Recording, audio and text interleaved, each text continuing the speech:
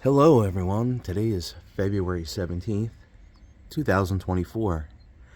And this, I believe, is our third snowstorm in New Jersey. But this one happens to be one of my favorites. See, because it made my neighborhood look beautiful this morning.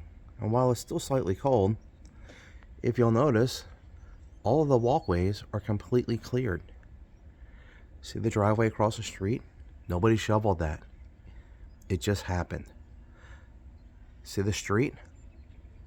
Yeah, just a light spray of road brine, and that's cleared.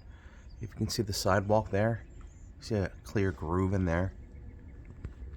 Yeah, right, right there.